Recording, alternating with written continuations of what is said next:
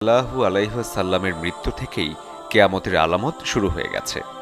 বলা যায় এটাই ছিল আলামতের শুরু।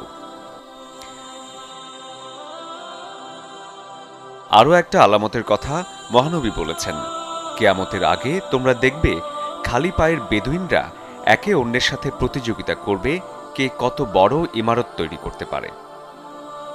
অর্থাৎ ৭০ থেকে ১০০ বছর আগেও যে আরবরা অর্থকষ্টে ছিল, তারাই এখন পৃথিবীর সবচেয়ে বড় বড় দালান তৈরি করছে, যার উদাহরণ দুবাইয়ের বুর্জ খলিফা।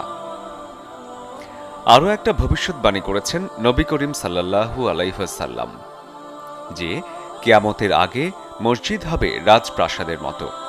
যদিও মহানবী সাল্লাল্লাহু আলাইহি ওয়াসাল্লামের নির্দেশনা ছিল মসজিদ হবে সাধারণ, কিন্তু আজ আমাদের আশেপাশের মসজিদগুলোর দিকে তাকালেই দেখা যাবে কি নেই, মার্বেলের পাথর,